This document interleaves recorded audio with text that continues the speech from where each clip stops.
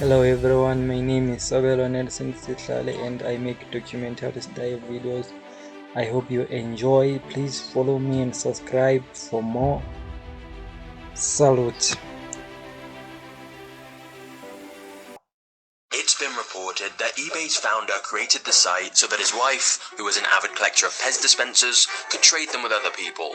Whilst that's a heartwarming story, it's a total lie from eBay's old marketing team.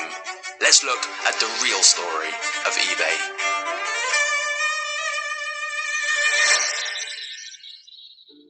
Pierre Amidja loved computer programming from an early age. At school, he would sneak out of his classes to go use one of the school's computers, where he'd teach himself how to code. And in 1991, he co-founded an e-commerce site called Ink Development. However, he soon came up with an idea where instead of the normal business-to-consumer model that everyone else was using, why not let consumers sell to each other? Unfortunately, none of the partners at his company thought this idea was worth pursuing. So in 1995, Pierre decided to just go it alone and designed a site called AuctionWeb.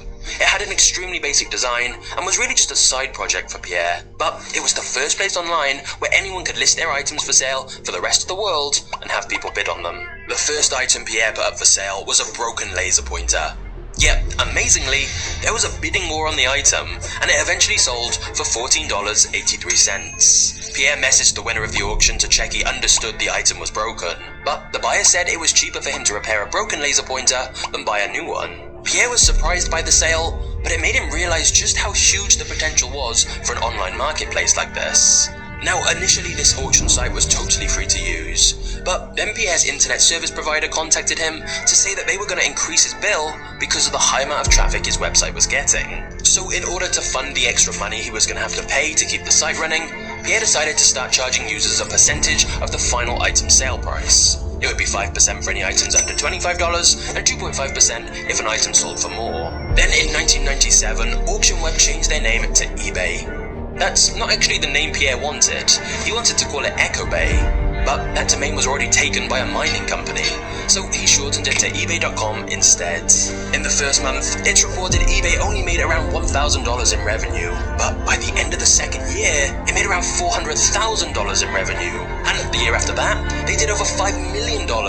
And the money just kept rolling in, with more and more people buying and selling items. The main reason for this rapid growth is that eBay is very much a site that benefits from network effects, meaning the more people who use the platform, the more valuable it becomes, because there's more buyers and sellers, and there's more items and sales, which brings in yet more buyers and sellers. Before long, people were buying and selling pretty much everything on eBay. Some particularly bizarre examples include a grilled cheese sandwich with the face of the Virgin Mary, a literal town in California, and Britney Spears' hair, allegedly.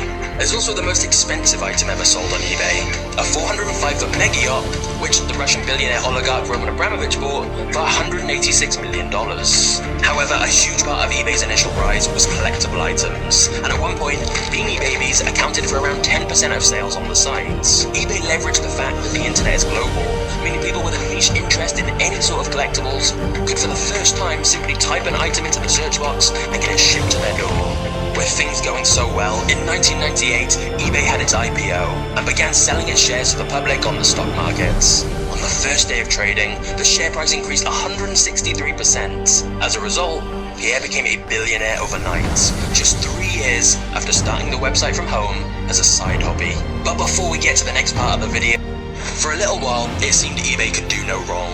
Fortune listed them as one of the 8 fastest growing companies on the planet. And because eBay was such a simple, universal concept, it was fairly easy to introduce eBay in countries all over the world, and so its popularity just grew and grew.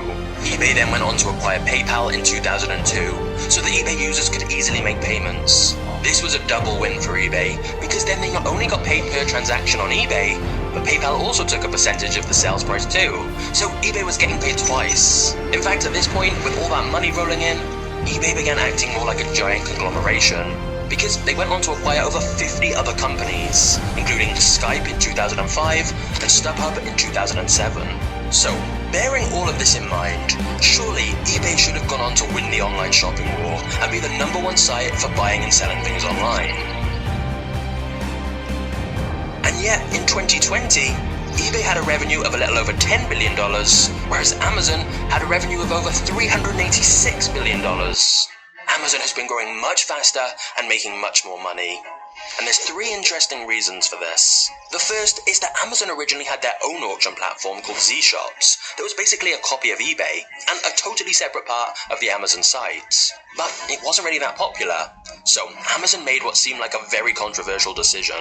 They started letting independent sellers list their products on Amazon's main product pages. Many thought that Amazon would cannibalize their own sales by doing this, because it meant that if a third-party seller undercut Amazon's own price, Amazon would show the listing of the third-party seller instead.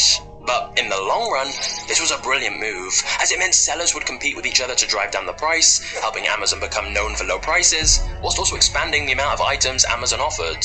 Interestingly, a lot of people who buy from Amazon still don't even realize that over 60% of sales on Amazon are from third-party sellers, not Amazon themselves. Secondly, Amazon turned what should have been eBay's biggest strength into a weakness, which is that because eBay is a platform that doesn't own any inventory itself, it should save a huge amount of money on storage costs. But Amazon changed the dynamic when they introduced Prime membership and started offering next-day delivery, or even same-day delivery. eBay obviously couldn't compete with these fast shipping times, since they had no control over how fast sellers shipped their items. But then the final key factor in Amazon's dominance over eBay is to focus on customer support. Jeff Bezos has always insisted that customer satisfaction is their #1 priority. Whereas eBay in the early days was notorious for having very limited support, no phone number to contact, and you basically took on a lot of the risk yourself, which led to plenty of eBay horror stories, like people being sent empty boxes or outright scammed when sending a payment. To be fair to eBay, it's very difficult to tell who is telling the truth in many of those fraud incidents. But Amazon gained huge customer loyalty by essentially always siding with buyers. Quite often this was unfair on Amazon sellers. But Jeff Bezos' insistence on putting the customer first made economic sense, because ultimately, the sellers will tend to go where the customers are. And if customers become loyal to Amazon, sellers often feel they have to go there too. So, with Amazon gaining such fast momentum, the eBay CEO at the time, John Donahoe, wanted to make sure eBay was fully focused on their core business, and decided to sell off some of the various companies eBay had acquired. In 2009, eBay sold a majority stake in Skype to an investor group for $2.75 billion. However, this probably wasn't the best move, as just 2 years later, Microsoft bought Skype for $8.5 billion. Likewise, in 2015, eBay spun off PayPal into its own separate business. But again, this may not have been so wise, considering PayPal have gone on to perform much better than eBay in recent years. And as for eBay's actual core business, competition seems stronger than ever. It's no longer just Amazon to worry about. There's new Chinese apps that offer cheaper prices. There's new consumer-to-consumer marketplaces with lower fees, or in some cases, apps with no fees at all. And look, of course, eBay is still a business success story. It's a huge online marketplace with millions of buyers and sellers. But as eBay slips down the popularity rankings, there is perhaps a sense it could have been so much more. Please follow me, like my videos, comment on my videos.